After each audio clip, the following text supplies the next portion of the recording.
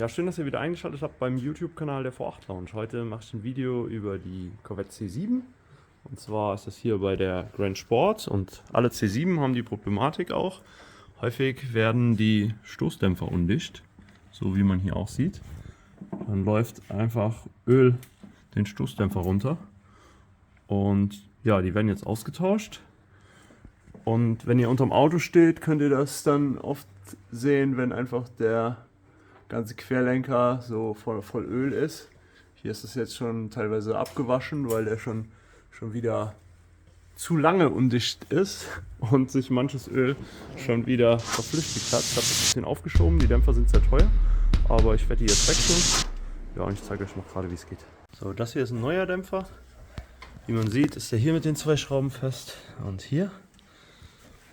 Und wir gehen jetzt mal ins Auto.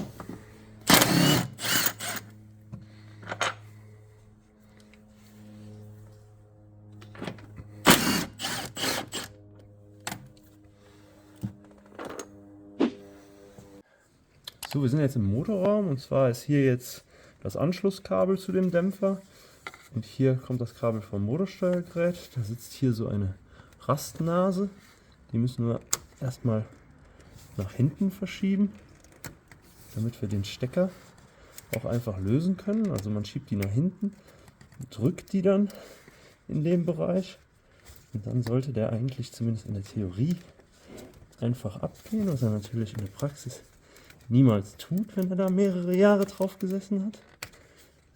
Und dann, wenn alles klappt, hat man dann nämlich den Stecker so in der Hand. Also das hier kommt jetzt vom Motorsteuergerät und das Teil hier geht zum Dämpfer. Und jetzt müssen wir den noch hier von diesem Tab lösen. Das ist auch nie so ganz einfach, weil der da auch schon jahrelang drauf gesessen hat. Auf jeden Fall hat man hier jetzt den Stecker von dem Dämpfer und kann den Dämpfer jetzt komplett entfernen.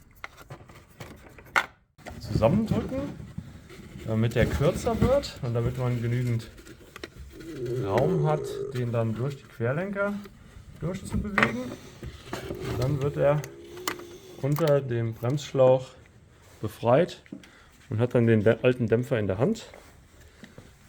Gucken wir uns jetzt mal hier an. Also hier sieht man das Öl, was da runtergelaufen ist. Das ist ein Standardproblem einfach bei der C7 und der wird jetzt durch den neuen Dämpfer dort hinten ersetzt. Also ich würde sagen, die Diagnose hier ist eindeutig. Also dieser Dämpfer hier ist undicht, da läuft schon die ganze Soße.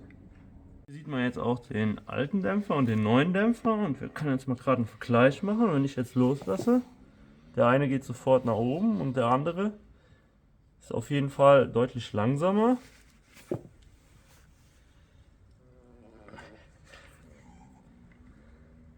Also es gibt definitiv Unterschiede bei den beiden.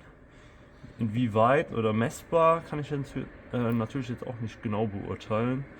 Aber ja, ich gehe einfach davon aus, man kann davon ausgehen, weil der hier das ganze Öl verliert, ist definitiv nicht mehr in Ordnung. Ja, hier habe ich so einen alten Dämpfer jetzt mal genau hingelegt, was ich mir noch nicht hundertprozentig sicher bin. Vielleicht wisst ihr das auch. Es kann durchaus sein, dass diese Dämpfer hier an der Kappe zum Gehäuse undicht werden, also hier quasi an dieser Kante. Es kann natürlich auch sein, dass die hier am Dichtring undicht werden. Das kann ich allerdings so gerade nicht sehen. Dementsprechend, ja, wenn ihr es wisst, könnt ihr es gerne in die Kommentare schreiben. Wie gesagt, interessiert mich immer, wo da die Schwachstellen liegen bei diesen Teilen. Der neue Dämpfer wird über denselben Weg, also hier unter dem Bremsschlauch, dort hineingeschoben. Und dann muss man ein bisschen daran wackeln und rütteln, damit er eben sich seinen Weg bahnt. Und dann werden jetzt im Anschluss halt hier die Schrauben wieder neu angesetzt und der Dämpfer befestigt. Ja, so sieht der fertig installierte Dämpfer jetzt aus. Sitzt an seinem Platz, alle Schrauben sind fest und der letzte Schritt ist eigentlich nur noch, dass wir hier den Stecker jetzt im Motorraum festmachen. Der wird jetzt noch angesteckt und dann ist diese Reparatur auch schon wieder erledigt und dann hoffe ich, dass ich mit dem neuen Dämpfer die nächste Zeit fahren kann. Wie schon gesagt, also dieses Problem ist bei der C7 leider sehr, sehr häufig und ja, dementsprechend hoffe ich jetzt, dass nicht jetzt auch die hinteren Dämpfer in der nächsten Zeit kaputt gehen. Kann natürlich sein.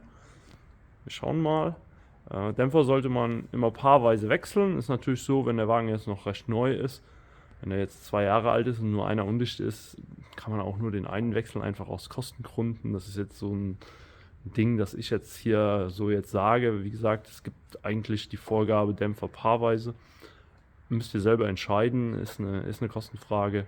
Dementsprechend möchte ich da jetzt auch keine Empfehlungen abgeben, sondern einfach macht es mit eurem Gewissen und auch eurem Geldbeutel aus. Ich sage auf jeden Fall danke fürs Zuschauen. Bis zum nächsten Mal in der V8 Lounge. Vielen Dank. Ciao.